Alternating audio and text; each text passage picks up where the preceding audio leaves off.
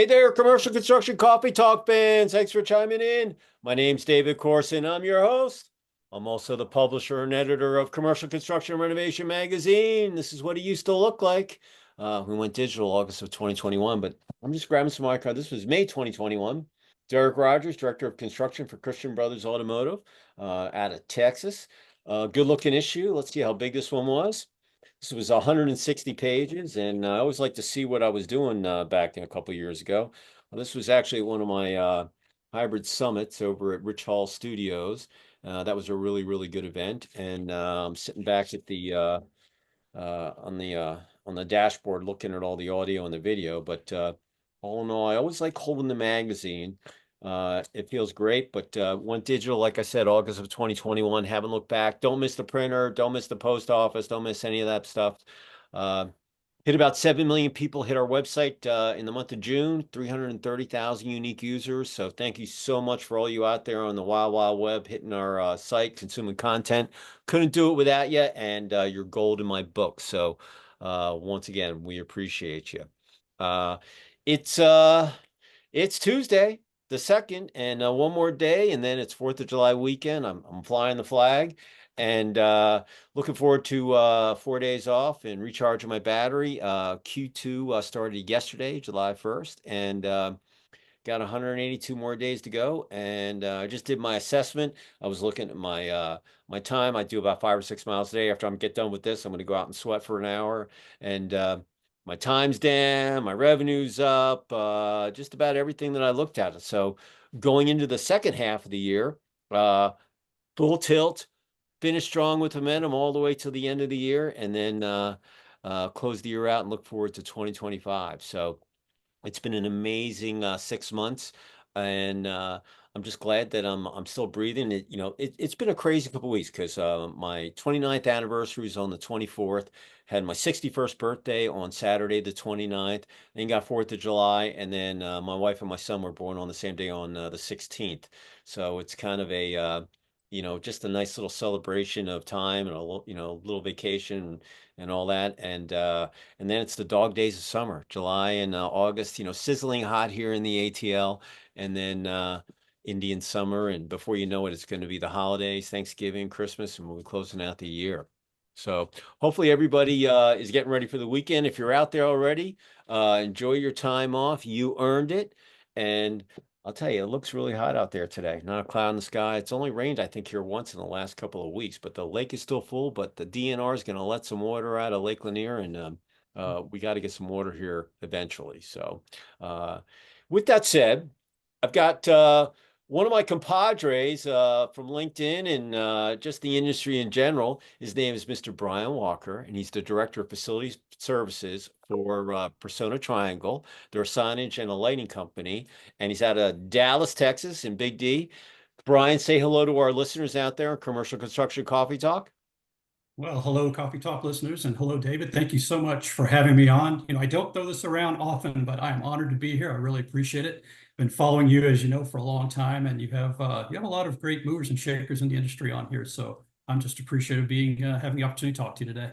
Yeah, well, listen, I was at the Kroger locally the other day, and I knew you were coming up, and I saw a guys taking down the signs, and they were putting up a new sign, and I was taking some video and some pictures of them, and the guys were like, "What's that guy doing over there?" And I'm like, "Hey, man." So I went in and I'm like, Yeah, "Look, I got a construction magazine. I just like when I see the right. truck out there." It was a new Kroger, one of the super ones, and but they were taking off the old lettering and putting the new ones down. They had it in a pile, and I just thought it was a good picture. So. But they're looking at me. They're like, "What is that guy doing over there, man? Maybe Yeah, he's someone from OSHA or something." But I was like, no, no, I'm just a publisher, just looking at stuff. So, right. but really cool watching them do it. They Mm. had it all roped off. It was right in front of the entrance, so they had to have some way to, they have two entrances, but they had it roped off. You can come in, and everybody was looking, and just real interesting. I don't know if they recycle those letters after they take them off. I don't know what they do with them. Do they put them? What do they do with that stuff? Yeah. Well, I know we do. I don't know what the whoever that was, what they It do was with them, but yeah, there's It was NAS, I think, was on their truck, that was taking it down. So I just know that it was green lettering and on the side of the truck, but it was NAS, I think it was. So it was probably a local sign guy, that someone contracted with. But it was really cool how they, did it, and they had the yeah, it new is. they had the new one sitting there. So, but they got it up because I drove by there. What was that? Let's say that was probably over the weekend. Anyway, it's done. They finished it. So good job to them. Yeah. And, but hey, new signage is it's like Christmas time, right? When anybody gets their new signs on their building, whatever it might be, right? That's certainly the way we look at it, but I'm glad there are other people that do. And yeah, what people don't realize is how big some of these signs and the letters are. They're 36 inches actually kind of an average to small letter on a building these days. So yeah, they're really big, and pylons and things like that, 100 feet or more up in the air, some of them, and how large they are. They're enormous, but it's pretty Yeah, cool. they Again, had I'm in the the business, so I think it's cool. these were decent sized letters, and they had the JLG lift, and it was decent height up there. I mean, most of the Krogers will have that office above, and but that's who the letters were. But it was a three-man crew, and they cranked it out, and it was hot too. They were sweating, so they were like Right. counting on break when I walked in, and then when I walked out, I took my little video and whatever, and they were, and so anyway, it was interesting. I like seeing all that stuff because Right. I'm familiar what they do with it, but. Yeah. Anyway, so here's how it's going to work. We're going to do it in three parts. You're going to tell your story, where you grew up, where you went to school, how you ended up where you are today. Then we'll talk about the last 3 or 4 years, lessons learned that we've all, been on that roller coaster, and any new products or services that you see coming down the pike.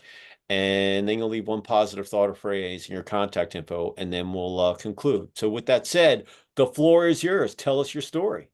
All right. Well, I appreciate again being on here.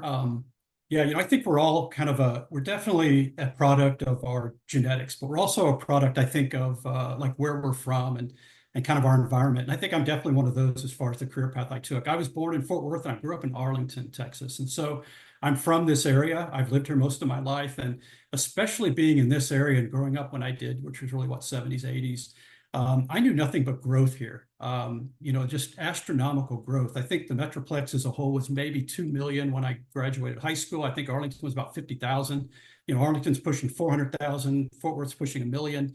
The Metroplex as a whole, all of North Texas, which of course has grown exponentially, is like 8 million now. So that's all I've ever really knew. And so I think that's a part of why I always saw what new housing developments, new retail, new restaurants, new shopping centers, just everything just kept expanding into the prairie. A new airport, DFW, in 1974, which opened up this area to its growth. And so, when I turned 16, I think like most kids, at least in Texas, rites of passage are two big ones. One is you get a car, and the other is you get a job. Now, we all had jobs when we were kids, but you get your first real job. So my friends were going off to work, for the Texas Rangers in Arlington or at Six Flags or somewhere like that. I went to work at Sears, at Six Flags Ooh, Mall. Sears. Yeah. Absolutely. That's a big name, right? And neither Sears or Six Flags Mall are still in existence. I don't think that was entirely because of me, just want to say.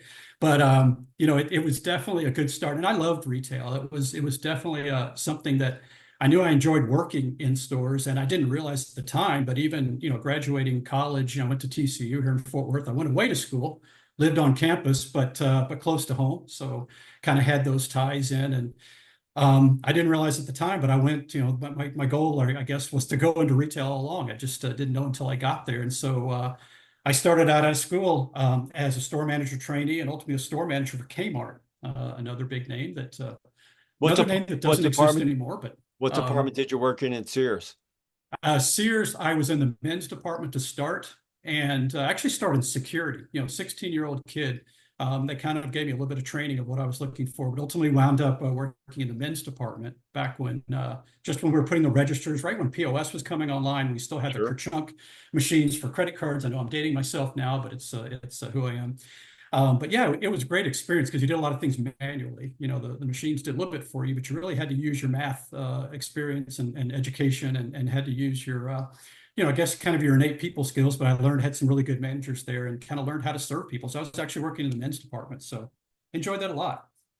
Hey, listen, I just think of Sears as tools, I mean, but they had, it's just everything, Sears catalog, you go in, it's, one-stop shopping, and that's a, if you know anything about retail, Sears, JC Penney, Kmart, I mean, those were the leaders back in the day in big Yeah, they box. were. Sears was number one when I worked for them as a kid, still were number one when I joined Kmart, and Kmart was number two. So, back in the day, they were big names. It was a great experience because they were they were great companies. I mean, there's good and bad about it. I think retail was really tough, especially when I went to store management at Kmart. This is mid to late 80s. And I don't know if it was big box. I don't know if it's Kmart. I don't know if it's just the way retail management was at the time, but it's really tough. I've often said that, I was a young man at the time, but I think if I'd have kept doing that job, I just wonder how I would have fared because 60-hour work weeks, you're on your feet pretty much all day, two 14-hour days a week.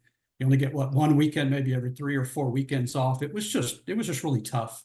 But it taught me a lot. And I learned, you have to learn in life as much of what you don't want to do as what you do want to do, I think, to find your path.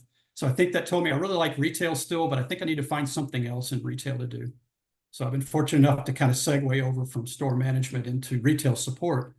And that was at Kmart. They had a great program at the time that for young, new store managers, relatively new, a few years experience, where you could come in and work in the region office or up in the home office up in Troy, Michigan, and you were basically an assistant to one of the vice presidents, or you had a job, within one of those departments, and great opportunity. And I was fortunate enough to get one of those. I remember I was about 2 years in, and about had it with store management, but I knew I wanted to stick with this, and I went to my district manager and asked him, I said, hey, I know, got this program, I'm really interested in doing this. And so he basically told me, well, Bryan, it's really for the best of the best. These are really coveted positions. It's usually have to be around for a few years, all that. And of course, I'm hearing, okay, you really don't have much hope at this, is what I'm hearing through that. But probably not even 2 weeks later, he calls me and said, he goes, you were a business major at school, right? I said, yes, sir, I was. And he asked me, said, did you have any computer classes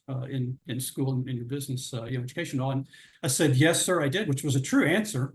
I didn't go into a lot of detail about how sparing that was in the early to mid 80s of what that was. But the bottom line is they were just expanding into CAD technology in store planning and kind of trying to get everything from the print environment into electronic. And so Mhm. they were looking to bring in people, and they had initially two of us, three of us in each region office. And I was fortunate enough, about a week later, I got my transfer papers, and I was in Tulsa, Oklahoma, and I hit the road and came back to the Metroplex. They had a region office in Euless, and so that started my retail support career, and I've never left. That's awesome. I did my retail career. I worked at Levitt's uh, after I got out of school, and my family was in upholstery furniture, so they had our line in the in Gary Levitz, who was the original owner, he was a pilot, and so was my dad. But that's how he got the line in the furniture line in there. And I got into the management training program, and I did about a year there. But I did everything. I unloaded trucks, I scotch guarded, I was a picker, I ran the scratch and dent, I was a merchandiser, customer service. I learned everything, and basically our family was my cousin and I were going to run the furniture company, and it was just good training, but when it came time for me to go down to the upholstery manufacturing in Hickory, North Carolina in the mid 80s, interest rates were 18%, and people weren't really thinking about buying sofas. And I think they had one restaurant and a Holiday Inn in Hickory, it's a dinky little town. And I just said, I don't know if furniture's my bag, but I did, learn a lot about retail there. And I built more of those little brass lost leader tables that, the sofa little, I built so many of those things, stick them way back in the store. Every morning we would walk the showroom floor. And as a merchandiser, we'd go in there and they say, "Hey, we have a new living room suit or a bedroom suit, but it's got to go right in the middle." So we'd have to pick up every one, move it down, and then plug the other one in there. But it was, and you're right, you're on your feet all day, and if there's a sale, you're going to be at the store, and it was just, it was really good training, and I met some really good people there, and. Uh, uh, People that go into retail, you got to be a special breed to kind of handle that. There's pressure with any job, but it can be slow paced, it can be fast paced, but the more that you learn how all the cogs and everything works together, a little light bulb goes off, and you're like, okay, now I get it. Why they call it retail. You know where I'm coming Right. from? Absolutely. I think, and I know other people have said this much more eloquently than I can, but retail basically trains you everything there possibly could be, or darn near everything in business, in running a business and dealing with people and understanding margins and numbers and goals and just, dealing with adversity. I mean, retail is truly a career that I think can set people up for just about anything that they want in life, especially if it involves leadership.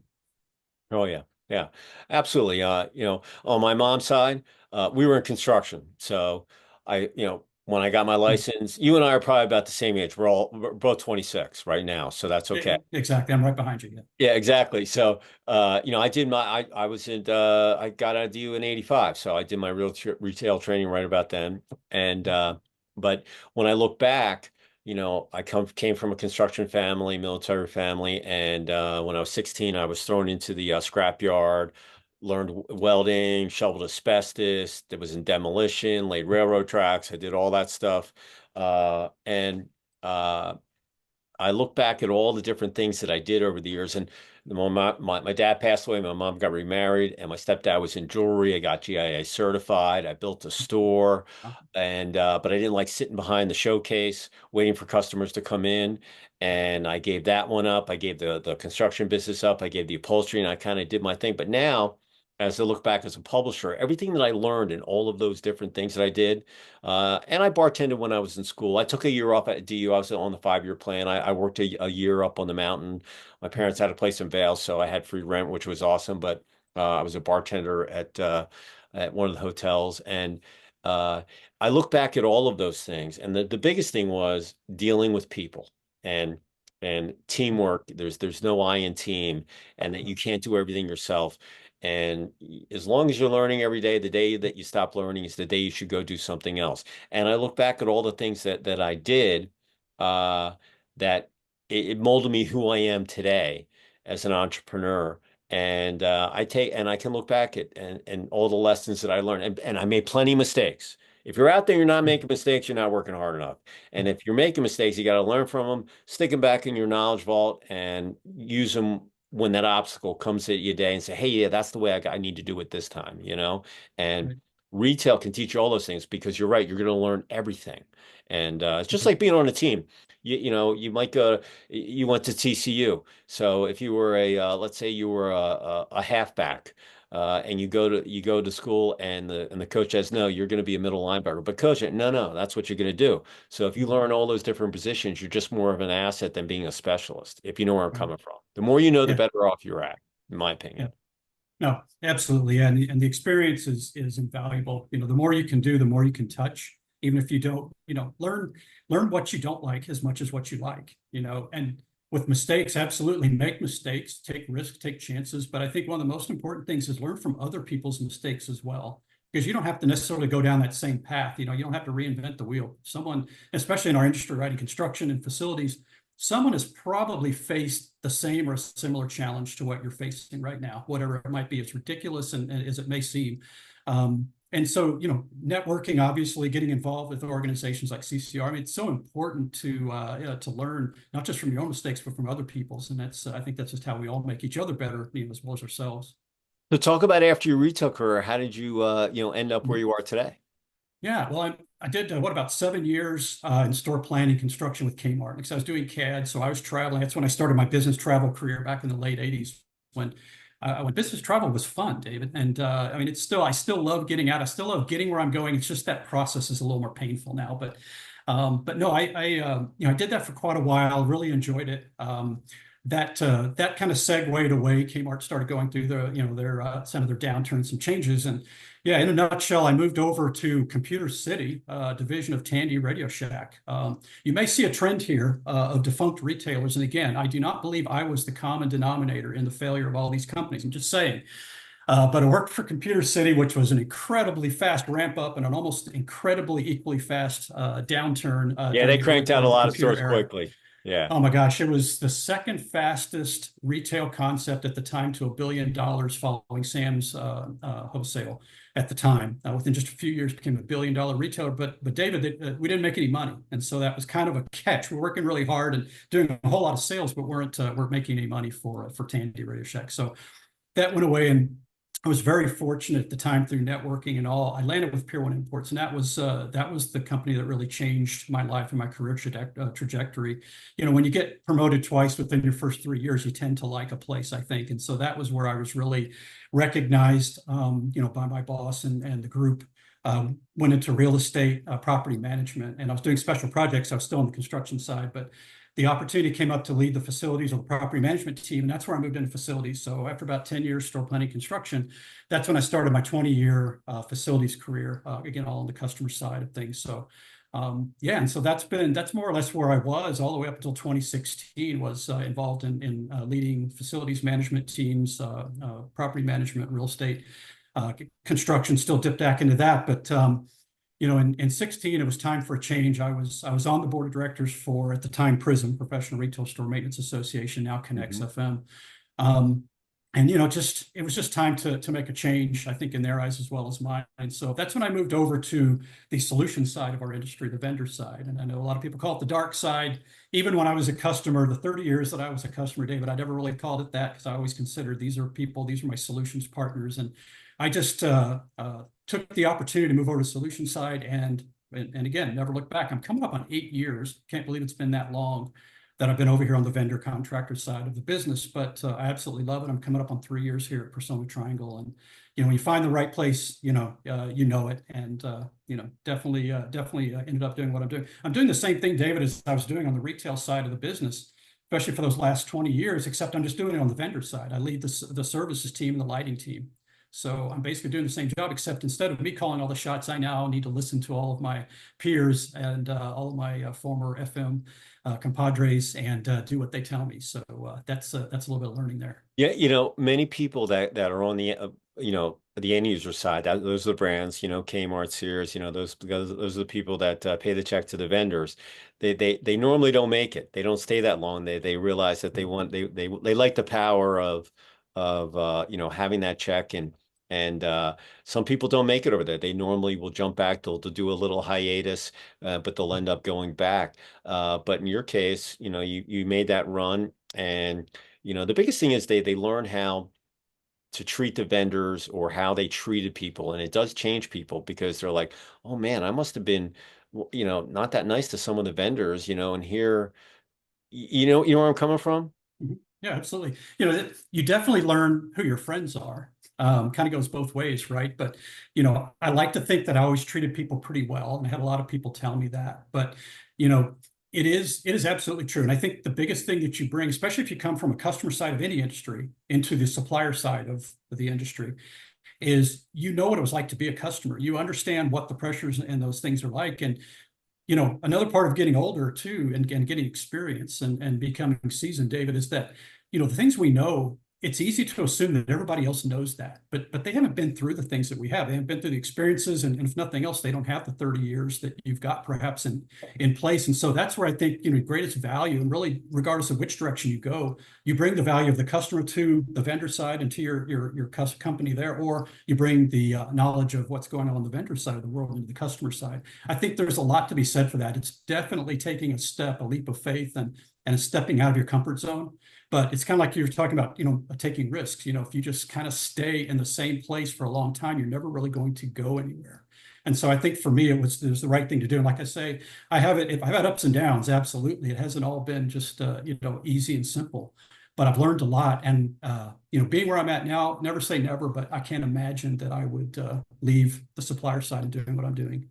I really enjoy it. In retail, I look at people on LinkedIn. I'll say happy anniversaries, but I'll go and look what they're, where they've been. Some people have been in places for 30 or 40 years. Other people, they see the writing on the wall and they know that it's time for them to leave, and they might have been at X amount of people. So it runs the gamut. But I think the people that have been at their careers for, one brand forever, bring a lot to the table, as well as the people that were, they were basically transient. They would work for someone for a year or two, and then they would make the change to another brand or another brand, but they always can bring something. So, I look at people that have been with one, that's awesome. But then I also look at the other people that, because they bring their vendors with them, they bring the knowledge, and they've seen so many different things versus being at just one place. They both have their advantages. And but the biggest thing between the end user and the vendor supplier, contractor, call them whatever you want, that it just, if you've been on both sides, it gives you such a much more of an insight of, how you should treat people, and that they're your team members, believe it or not, even though you're on other side both sides of the fence. Like myself, I'm a publisher, so I'm a fence sitter. So I know that Yeah. I've got to keep my circulation people happy, but I also have to keep my advertisers happy, and I try to keep it, right down the middle. I have very often, but pretty much a straight track. But like yourself, you've seen both sides of it. And I think that's an amazing thing, and that it builds your Mhm. character, leadership, but just the way that things operate, that you bring a lot more to the table because you've seen both sides of it. And it does change people. Yeah. People that you thought weren't that nice per se, or they Mhm. didn't treat their vendors, where that they should have. When they get over there and they see it, and they're like, "Wow, was I really like that? Did I do that the way that I just Yeah. got treated?" And it's an eye opener. Am I right? Yeah. Oh, it is absolutely. And when you think about a truly diverse workplace, that includes diversity of tenure as well. We've got several people on both the persona and triangle sides of our company who have been with the company 20, 30, 40 years plus. Those people are invaluable. The knowledge they have, the history, the experience with the company, much less the fact that they do what they do so well. That is absolutely essential, I think, to companies being successful, just as it is, I think, having new blood, having that experience, bringing experience from somewhere else, whether it's the other side of the table or whether it's just with another company. There's no doubt that having both of those is really important. And the way I like to put it is, I guess this is a political year, certainly not to get political, but I caucus with the customer side of our industry. I always will. 30 years I spent as a customer, dictating terms and buying and having that buying power.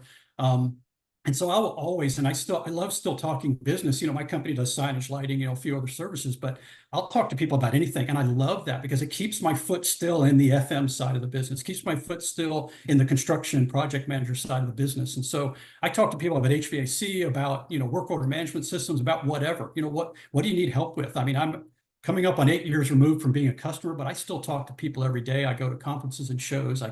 You keep your continuing education going. And so I love doing that. And so I think that's, again, just a part of what you have to offer, is goes beyond just what you do. And I love that part of what we do more than anything else. And I love the fact you are certainly a fence sitter. You're certainly having to please both sides of the table. And I know that that can be really challenging. I think if you've worked on both sides, you kind of understand what that is. I think that's why those of us who have done that, there's quite a few of us that have gone one direction or the other, maybe back again. I think we can really commiserate with you, and that's probably why we connect with you as well as we do, because we kind of get it.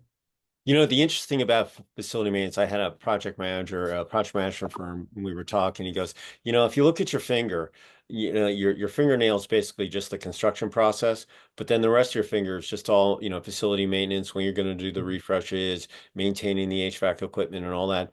And really, that's really where all the action is. Once the facility is built, it could be there forever, or, depending if they have new prototypes come in. But really, when you look at it, construction is a very, very small business. Once it gets turned over and the keys are turned in, the punch list is done, that FM service, if you don't take care of your store, having them kept fresh, um, energy efficient, and obviously now with everything else that's going with technology, it's an amazing thing. But without that facility maintenance, it's like maintaining your car. The better you change your oil, you Right. keep your tires inflated at the proper pressure. Uh, Keep your car clean. Your car's just going to last that much longer. And hopefully your demographics around don't, change. But I think the FM side of it it's a crucial part. And a lot of people, they don't realize how important that is. I mean, building the foundation is great, but it's like right now I'm building my empty nester house up on Lake Lanier. And, construction will probably finish the house in 9, 10 months. But after it's done, I'm looking at all the things that I'm putting into it. I want it to be green. We're putting a lot of people have most of the people up there in our subdivision have shingles on the roof. I'm putting a metal roof in. I'm trying to get a Tesla roof in because it has the sensors in there. I want to be able to get, grab the energy and all that. Trying to make it as a smart home would be in Mhm. case I ever sell it down the road. But I would know all these things if I didn't, you know, basically play in that sector with the vendors. And it's just been my wife's like, how did you know that? I'm like, well, no, I mean, that's just what I do every day. I talk to people, Yeah. send me stuff, and we Right. talk, and it's it's just the FM side is so important. And Mhm. it's like my son, he went to Boeing. He was in the manufacturing place. He didn't go to, 4-year college. He went to aviation school, got his A&P. He spent a year in manufacturing. Then he was out on the tarmac working. But he really wanted to work his hands. Amazing. Now he after 3 years, he resigned from Boeing. He's local here, and we and now he's working on doing what he wants, what he went to school for. In fact, when I was going to ask you when you were traveling Mhm. back in your Sears, Braniff was probably still around, right? Yep. Oh yeah. Yeah. Just in the very, very earliest part of it. Yes, I flew Braniff once, so Yeah, they yeah. were. So, and we actually, I was down in Dallas back in May. He had 5 job offers. We went down and we looked at FlexJet at Dallas Love Field, and sat on an $80 million Challenger, and those are the kind of planes he was going to be working on. And it he decided to take a the job here locally, and my wife's ecstatic that he came home, but uh, it was it's not always about the money. It's about really, Yeah. what makes you happy. So I understand why people stay at like one job, whether it's on the vendor side or the retail side forever. But I also understand like he's only 24, so he could jump around for years because he's so young. He's got his whole life ahead of him. And so all of that it's just a fun way to look at things. And I can always tell when someone's been there for a long time just by talking to them. They don't have to tell me. And then other ones can tell me that, that they've gone around, but they've seen so much. It's invaluable experience. It's priceless, in my opinion. Yeah, they have. And, very often the thing is people who've been around somewhere, especially 20, 30, 40 years, odds are they've done more than one thing over all that time. Odds are they've moved up. They may even have even moved back a little bit, later in career, but they probably touched an awful lot of parts, if not most every part of the business. Oh yeah. And, it's invaluable. It's kind of like having the experience with, you're talking about construction and facilities. And the interesting thing about that is those two disciplines are actually very different from each other. I love doing construction, store planning. I love doing that because everything you did, or most everything you did, had a start, a middle, and an end. You had a handoff. You went to the next one. You just had to manage projects at different points in the critical path and different, maybe different. I did a lot of special projects, so I did, a lot of different things at different times, or sometimes at the same time. Had to juggle the different balls of different weights or whatever in the air at once. But I loved that. You were organized. You could plan. You kind of knew, okay, next week I've got this. We've got to, I've got to put this out to bid. When I moved over facilities, and I know a lot of people have made that move one direction or the other, you can plan out your day as much as you want. Within 10 minutes, the whole thing can change. And it's Oh very yeah. much about being proactive. And I think a key to facilities, to get ahead of myself a little bit, but a key to facilities is make it as proactive as you can, be given that it's a reactive world. But you go from being almost entirely proactive in construction or that sort of thing. You move into facilities, you now are moving into almost an entirely reactive world. You can plan, you certainly budget and all that, but you can budget, a certain amount for plumbing work this month. Well, you know what? If you've just got a whole lot of stores or restaurants or other, facilities that need plumbing work this month, are you just going to let them, overflow? I mean, you've got to spend the money. So you've got to kind of flow and roll with that. And I think that's where having those different types of experiences, even if you've been somewhere for a while, I love what your son's doing because at a young age, and I think that's something I admire, about my son and daughter-in-law, and people in that generation is a little bit more willing to step out and not just learn something new, but to say, you know what, I'm not happy with this. And I've seen what maybe my parents, my grandparents did. There are people just a generation removed from us, and even our age and our generation, David, that they've worked jobs for the most part, most or all their life that they've hated, and that's just that's awful. I've been fortunate. I think you've been fortunate to forge a bit of your own path and to find your happiness. And I think that's something I certainly admire from all people who do it, but that's something I admire from people of, our most recent couple generations into the workforce is they seem to be willing to find that. And it's not just all about me. It's not just, every generation was called the slacker generation, right? I was born kind of on the cusp between baby boomers and Gen X, right? And so I don't know which I really identify with, but the Gen X generation, that was the slacker generation, right? Well, those are parents now. They're Yeah. coming up and being grandparents, and so they've raised kids, and so every generation is a slacker generation, right? But the reality is, I really respect people, especially millennial, Gen Z people for wanting to find happiness and wanting to get different experiences. So I think that's a wonderful thing. And I think we can learn a lot from that. Those of us that maybe toward the latter part of our careers, we can learn a lot from young people, just like they can learn from us, about maybe, what you should be doing. Hey, listen, I went to boarding school. I wanted to be a professional hockey player.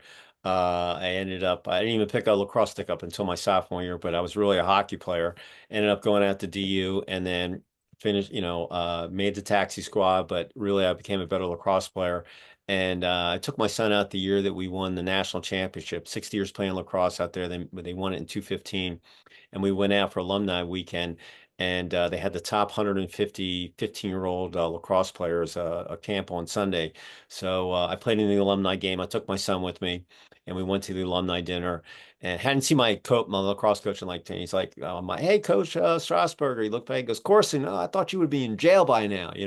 Anyway, uh, it was, and the next day he played, and there were guys there with, I got the Nike tour bag, whatever. So anyway, he halfway through the day, there was a break, and he's like, Dad, I don't belong out here. I'm just a Georgia cornhole or whatever. These guys have Nike bags, and I'm like, bro, I was out there playing with, Westberg, all these guys. They're all going to play polo cross. I can catch and throw just as good as they can, and so you can play just because you don't have a Nike World bag. And those guys, so the scrimmage was coming out. You let those people know who you are in the afternoon, and you give them a couple of whacks, and they're going to remember who the Georgia cornhole is. But I knew he wasn't college material. He just wanted to work with his hands. He was flipping bikes, working on cars, and he just found his calling in aviation. And we looked at schools putting him uh, in the automotive. I said, if you don't have your own shop, you're not going to make your money. Then he was going to be a motorcycle tech. I said, once again, if you don't own your shop and you're not in a warm place, you got to be in a place where they're going to ride all year long, so you can work on bikes. And then we took the tour of the Aviation Institute of Maintenance, and he learned woodworking, welding, all the stuff. But I knew that there was a labor shortage, and we need, in construction in general. You need HVAC, you need project managers, you need millwork, you need welders, you need all of that stuff, because that's what makes the country, go forward. And I remember in his junior year, um, they had a shop class for automotive.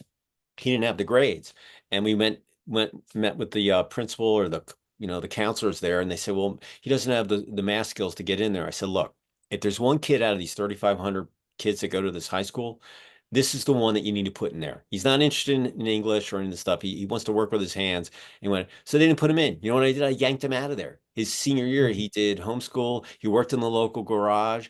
I told him, look, whatever Mr. Jeff tells you to do, I don't care if it's cleaning the toilets, whatever, you do it 150%. Okay.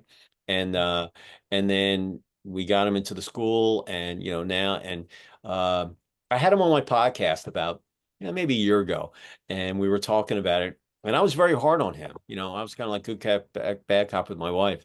And I thought I was going to have this conversation, 15 years from now. But he goes, hey, Dad, if you weren't as hard on me, I would have never got that job at Boeing. And everything that you said was right. And I was like, I wasn't expecting that this early, but I'll take it.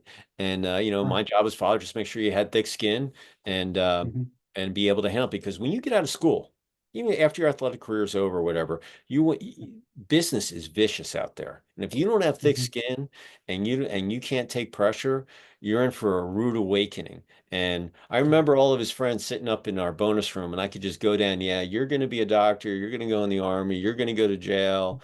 I don't know the word about you is, of course I found a case Right. of beer back there. I said, that case of beer right there, those Coronas, those are mine. Even though I don't drink, I took it with me. But anyway, it was so but I lived it, with the labor thing. So uh I understand about, you got to have those types of people out there. And Yes. and Oh, when you for play sure. and when you find your calling, it's really, really cool. So I remember I couldn't get him up. I'd have to drag him out to be at school by 7 o'clock in the morning. Right now, he's at Boeing, he was on the 2:30 to 11 shift. Now here locally, he's on the 7 to 3:30. So he's got to be out of the house by 6. But every morning, I get up early. He's already out the door before I get up, or I'm just catching him. And That's right. Yeah. it's like a completely 180 when I look back. I never thought he was going to I had faith in what he was going to figure it out, but it's amazing what happens when you find your calling. It'll change your life. And Yeah. so, Yeah, no, it definitely does. And, I can tell you, I understand that pride and all. And, the, the skilled trades are such an important focal point. I'm so proud, really, especially of young people, but even people are looking to kind of re-career, rehome their careers.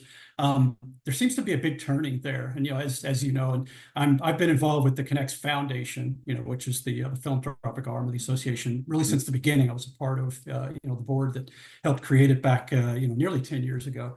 And I've been chairing the scholars committee of the foundation, since we started that up about 5 years ago. And, it's to give scholarships to people in the skilled trades, also the facilities and construction management industries. But even just in the 5 years, now going on 6 years that we've been doing the scholars program, the number of applications, but also just great people who are pursuing trades education has skyrocketed even just in those few years. Maybe that's in part because we're doing a better job of getting in front of the right people, but also I just think it's because we see that starting to turn. The skilled trades gap, I mean, is just massive, and it's going to exist for a while. It took a long time to be created. It's going to take a while to resolve, but absolutely, it has become not just even a good path, it's become a desirable path for a lot of people, and it should be. You can earn a six-figure salary within just a few years of getting started if you get your licensing, your red seal, if you're in Canada, whatever it may be, in plumbing or electrical or HVAC. It is a truly great career to go into, and so I appreciate that, and I appreciate anything that everybody does to try to help grow, because we're all living it, right? If we're, I'm on the vendor side of the world now. Customers live it too, maybe indirectly, because it takes us sometimes longer to do work than we would like. Because, like with neon, for example, to come back to signage, neon. Man, I'm surprised how much neon is still out there, David. It's really kind of amazing, and so finding people who are really qualified, who are really good, who are going to get out there when they say are going to give you at least a fairly decent price. The pricing of neon repairs is horrendous these days, but finding those people is getting more and more difficult. And so, finding the people that can come in, learn LED, learn, new technology, learn the sign business, learn the lighting business, learn HVAC. We need more than what we have, but we're starting, right? And so it's great to see that starting to turn. And it's no longer a career, blue collar in general. It's no longer a career that, you look down on, that, every parent says, oh, you've got to go to college to be successful. I think hopefully most of us are not doing that anymore. And we're going to see the results of that. my sign, I called a neon guy. Hey, can you do this? He goes, you know what? It's gonna be really expensive, but they do tubes. I can turn you on to this other guy, and it'll be like a tenth of the price, and it looks just like it. Yeah, faux And neon. It's awesome, isn't it? It's LED. it's they're tubes. It's not neon. I Yeah, mean, but it looks like neon, but they're right. tubes. And anyway, I found this little guy. He did it, and sent him the drawings, and boom, boom, boom. He shipped it to me, and that was that. And very affordable. And uh, let's talk about signage and lighting. You've been on the forefront of both sides. What's cool coming down the pike, as we, Mhm. finish up, we're in Q3 and Q4, the second half of the year, as we go into 2025. What do you see out there that our listeners out there in commercial construction coffee talk should Mhm. think about as, they're thinking about their facilities, whether they're retailers, hoteliers, whatever. Mhm. Absolutely, yeah. We like I mentioned about neon, neon is truly becoming a lost art, and it is an art. It's truly an art form. We think of neon as those the old classic big signs on the side of the highway, or the hotel signs, or Holiday Inn, that sort of thing. And that absolutely was and still is where they're being preserved neon. But it's amazing how much neon still exists on our buildings, inside of our stores, inside of our restaurants, inside of our commercial buildings. There's still quite a bit. And I think one thing that's really important, like you're talking about what you have, faux neon, it's basically LED, it's tubes, it looks like neon, it mimics neon in every way except it isn't. It's LED technology, it's cutting edge modern technology. That's something that, the tipping point came several years ago, where the ROI was really good. If you come up with much of any repairs at all, and let's say you've got a neon sign still, if you've got very much of that that's out, the tipping point came several years ago, where it probably made sense to do a retrofit on it, because you were looking at a very short payback and all. I'm telling you what, that tipping point is long gone, because now it can actually cost you less, David, to retrofit that with faux neon, the whole thing, than to fix the part that's broken. It's literally getting to that point with neon repairs. So one of the biggest things, of course, right now, and has been for a while, is kind of getting out from under neon. Obviously, it comes at a cost, But if you're going to spend thousands of dollars potentially every month on all of your different sites to repair neon, you can bite the bullet once, obviously have a new product. You're not going to have any of those repairs anymore. You can capitalize it. So big part of our job, being a full service, in this case, sign company, lighting company, is making sure, we're not just order takers. We're not just, fixing what breaks, unless that's what the customer wants, right? If they say, just do that, send me a bill, then, by golly, we're going to do that. But it's giving them full solutions. And so that's one thing that's really important that we're explaining to our customers, is the fact that retrofitting that is just almost essential these days. If you can possibly find the money, it will help you with talking points. I've done this before. I'll help you with talking points from the customer side to work with the people that you need to explain why this is actually in your best interest. You will save money, not just long-term, but even starting in the first year, you will save money by doing this. And so that's a big part of what we do. And even, fluorescent is going out, right? The different states have already banned it. You've got compact fluorescent, even fluorescent tubes, certain ones, T12's been going for a long time, but fluorescent's going away. So now it's really not an if, it's a when. You're now going to need to look at alternative sources, unless, again, you want to spend a fortune. We're going to have to look at alternative sources. So the big thing in signage now and lighting, it has been in lighting for a while, is retrofits. And of course, there's a lot of computations. There's a lot of things involved with that. There's a return on investment. There's obviously energy costs involved, how you can save energy. And so that's what, and that's what full service sign and lighting companies do, is we work with a lot of customers now on retrofits. Our lighting division is entirely focused on retrofits. We do a lot of repairs in lighting as well, replacing, lights that go out and that sort of thing, of course, but a big part of that is retrofits. So really that's the biggest things in signage and lighting both is, tipping point is come and gone with neon. It's here already really with fluorescent, but it's only going to continue to escalate. And, engage with your professional partner to understand what replacement really involves, because it's probably not as expensive as you're thinking compared to what you're spending to repair. And it's in your best interest long-term. And, the thing that I always loved when I was on the customer side of the business, whether it's construction or facilities, is those vendors out there that really took care of me and helped make me a hero, gave me the information and the metrics and the details and whatever I needed to go to my boss and look like an expert in signage, an expert in HVAC, an expert in everything else. That's what we love to do on this side of the business. So I would say engage your partner, whatever it may be, learn from them. And understand what your options are. Even if you just go in and repair it, understand that you have options, and then maybe down the road you can make a different decision. So I think for the last half of this year, we're all looking at a lot of the same thing. Growth is still there in North America. It's maybe tailing back a bit, and so you've got, especially in retail, restaurants, those sort, the things that we see a lot, multi-site. You've got the people that are doing extremely, extremely well, and that are growing. They're going to keep growing. They're going to take advantage of that. They're going to continue building. You've got other people that are kind of a little bit maybe in regression, or just kind of staying where they're at. They need to sustain, where they're at. But the bottom line is signage is your brand. It's imaging. It's who and what you are.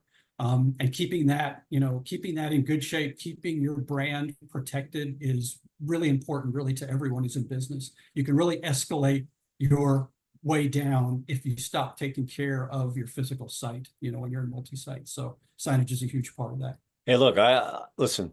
That's why I wanted you on the show, because I always look at signage as one of the most competitive categories. We always do our signage report, but I walk ISA forever. I'm a media sponsor. Light Fair, I remember when LEDs came in, and then everybody had LED, and it's done the full circle. But if you're in, signage, it's architectural, it's your brand, it's wayfinding, it's your color at night. If people are going to remember it, and lighting in general, lighting it, it's energy, it's cost efficient. My parents are jewelers. Lighting was so important to show off, a diamond or whatever. So all of those things, it's not just, you do flooring, very important, but those two categories are so competitive that, what differentiates you from your competitor, the people that are doing the work, or you're having those conversations with, that are knowledgeable enough so they can show you, hey, this is the value of this, or, listen, if you don't take me, go this route, or you know what I'm saying, correct? Yeah, no, absolutely. And, I'll be the first, tell someone if I can't help them, if we can't help them, then I'll be the first to tell you that, and I'll refer you to someone who can. And I think that's the great thing about this industry. It's absolutely competitive, but no one company can do it all. I mean, it isn't possible. And I'll tell people this again from the customer side of the business. if you've got more than a handful of locations, especially if you're getting into the hundreds, certainly thousands, you need to have more than one partner to do your signage and lighting. You need to have more than one partner to do your HVAC. You need to have more than one cleaning partner. You've got to have backup. I think you need a combination. I love the combination of self-perform and national, or at least large regional vendors. I think that's important. And I'll tell people that now. There are people that we are their only sign company, and we absolutely love that. We're going to take the best care we can of them. Same with lighting, same with some of our project services. That's awesome, and we love that business. But we also understand that there are a lot of people that don't want to do that, and so we support that as well. We'll take whatever part of the business we can get, and we'll work as hard as we can to earn more. And I think that's what all of the good companies, whether they're signage and lighting or whatever they do, I think that's what any really good company and any good individual within a company, I think that's their goal, is to do the best job they can for everybody that they can, but understand they can't have it all, but they can't support it all. It's a blue ocean, not a red ocean. Everybody has the ability to be successful as long as they do quality work at a good price and take care of the customer. Absolutely. So if someone out there in commercial construction coffee talk wanted to talk signage and lighting with you, how would they reach out to you? Best way to get me, I'm always on LinkedIn. I post a couple times a week. I do a fun Sign Friday thing that I I always love enjoy. that. But I love it. I yeah, see it every it's just time, silly, goofy. Yeah, some of them are serious. A lot of them are silly, but no, I'd say, reach out to me on LinkedIn. I'm out there, Bryan Walker and Persona Triangle. You can reach out to me, Bryan.Walker, and it is Bryan with a Y, and one of those, but Bryan.Walker@trianglesign.com. That's how you can get me by email. I'm out and about. I'm at your events. I'm at other events and such. And so I love, like I said before, I absolutely love talking to people, whether on the vendor side of the world, whether they're on the customer side, and even if it's not signage lighting projects. Love talking shop and staying involved in the industry. There you go. So if you have any lighting or signage questions, or you just want to talk about, hey, what was it like at Kmart or Sears or what have you, or Computer City, give Bryan a call, reach out to him on LinkedIn, send him a message, and you'll have an interesting conversation just like this one's been awesome. If anybody wants to reach me, you can get me at davidc@ccr-mag.com.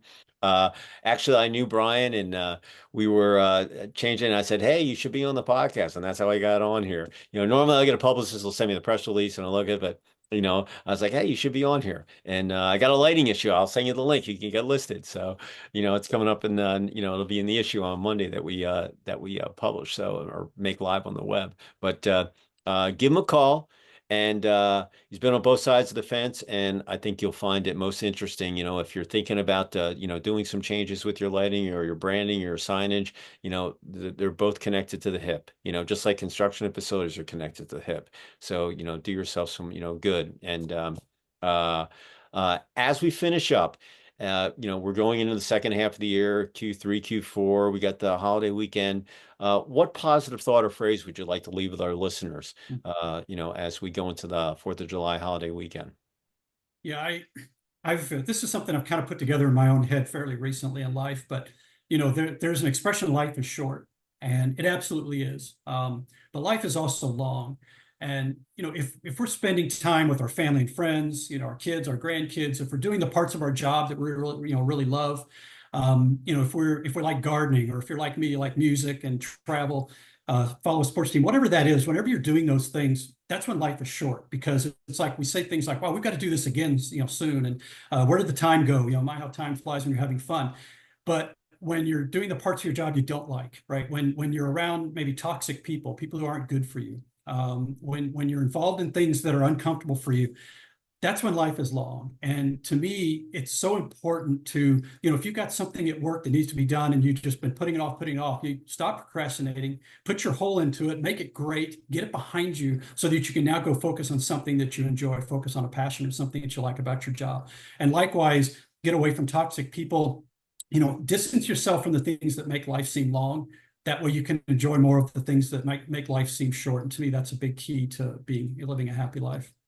Yeah, I took digital classes for the last year and a half, and launched my digital agency called CCR Digital Advantage. And we do SEO, we do website, but I compete with the PR agencies because I just see what they do and they don't do anything, and I can run rings around them. But I built my infrastructure. I know how to do everything. I've hired people. I don't want to be clipping. I don't, but I know how it's all done. And at the beginning of the year, I said, look, I'm going to go out and I'm going to do 5, 6 miles. Like when I get done, I'm going to put my running shoes on and I'm going to go sweat for an hour. And Good for you. about 1 month into it, I cool off at the pickleball courts, and I was like, oh, I'll just do a little video. And I was like, oh, I'm going to do this every day. So this on June 30th was my first 6 months. So I had 180, no, I had 150 some odd videos because I didn't do them the first month in January, but I did from February. So anyway, I'd leave a positive thought. I talk about my day.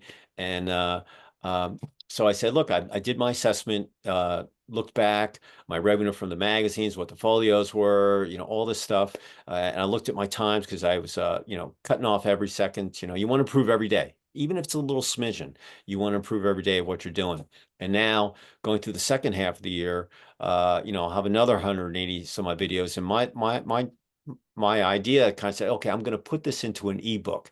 So at the end of the year, I'm going to combine all the videos that I did, the shorts, not the long ones, but the shorts, and I'm going to put it on a flash drive. So, my grandkids or whatever, they can see what Grandpa David was doing in 2024, and they can see what I was doing. But the biggest thing that I learned through my digital was don't surround yourself with negative people. It's like cancer.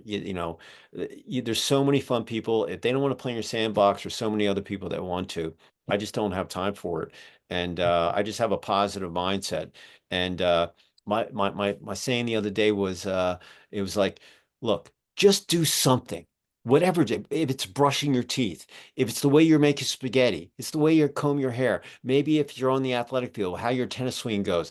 Just do something to improve every day. And if you do it every day, every week, every month, till the end of the year, you will see a difference in it, in whatever you do. It might be small, it might be big, but it all adds up. And I'm telling you, people will see the difference in you. And uh, it's just, and I thought I knew everything. I don't. I learn something new every day, and I'm very humble to say it. And I make mistakes just like everybody else, but I learn from them. And like I said, if you're not making mistakes, you're not working hard enough. But the biggest thing is if you're trying to improve, you got to do it the right way. Because if you build bad habits, if you maybe you're trying to, improve your golf swing, but if you're not, you can go hit 5,000 balls. But if you're not doing it the right way, it's a very and bad habits are very tough to break. But that's my thing. Just do something, whatever it is, and be consistent. And at the end of the year, you can pat yourself on the back and say, "Hey, I did that." And that's just the way I'm living my life these days. So, uh, uh, awesome. And as we finish up here, a couple things. Number one should be safe on the construction site. Okay, so you get home, you can have dinner with your spouse, your hubby, your wife, your partner, your kids, your pets, dogs, turtles, whatever it might be. That's number one. You want to be able to get up and do it again the next day, regardless of the weather. Number two, make sure you stay hydrated. Okay. Uh, put some electrolytes, drink lots of water. It's getting hot, but even during the winter, you get dehydrated. It's the athlete in me. When you get dehydrated, you get headaches. And when you get headaches, you make mistakes. All right. And we don't want that to happen. First of all, if you stay hydrated, you're going to feel better, you're going to sleep better, and you're going to be much more productive. So make sure that, you're drinking, you're liquefying yourself as well. There you go. And as well as put some of those electrolytes in there if you want the little taste, that's the best. And lastly, hit the like button. Want to get this episode out? Bryan's got an awesome story. He's been on both sides of the fence, some of the biggest brands in retail way back when. And listen, history repeats itself. And here's a guy that's been on both sides of the fence. So awesome conversation. Thank you so much for fitting me in here at the before the holiday weekend. Any last thoughts before you sign off from Big D? No, man, it's been an honor being here. I really do appreciate it. I think, it's all about collaboration. It's all about using your resources, right? People want to help other people. That's what I think we all love about construction and facilities if we do this job. It's about, you can't do it by yourself. It doesn't matter how long you've been here, you have things to learn. I learn something new every day. And I learn as much from people who are just coming into the workplace as I learn from people who are, who have done it longer than I have. So I think that's it. And I say, have a happy fourth. Be safe out there and stay cool. I know it's a little hard sometimes in the ATL, just like it is in the DFW, but yeah, I love the hydrate. You got to do that, man. We had a showroom at the World Trade Center across from the Anatole, and every summer they would have the furniture market. So when uh, I had to go down and set up the showroom. So I would go down there in the steaming hot of, Dallas weather and unload the trucks, get the new lines in, and then after the market was over, all the showroom samples would get sold. So I'd have to go down and, so very familiar with Big D. Been down there a million, and the Anatol's still there. That whole area is still, built, but It is. like you said, it's just blossomed. And so with that said, I'm going to sign off from Sugar Hill, which is just below the Beaufort Dam on Lake Lanier, 600 miles of coastline. It's like an ocean out there, about 25 miles north of Atlanta. And with that said, everybody, hey, tomorrow it's probably a wash. Not many people are going to be working. If you're already off for the holiday, enjoy yourself, refresh, get rid of all the negative thoughts, only positive thoughts, and get ready to start Q3 and Q4 on Monday and get up early and keep your positive. And before you know it, it's going to be the holidays and we're going to be closing out this year. So, Brian, I'm sure I'm going to see you sometime down the road. And for all you out there in commercial construction coffee talk, once again, thank you so much for hitting our site and making us a destination point for your construction facilities, real estate development, and content. So with that said, we will see you next time on another episode of Construction Coffee Talk, and happy Fourth. Brian, you're the best. Thank you so much. All right. Thanks, David. All right. All right. Cheers, Will do. everybody. We'll see you later. Bye.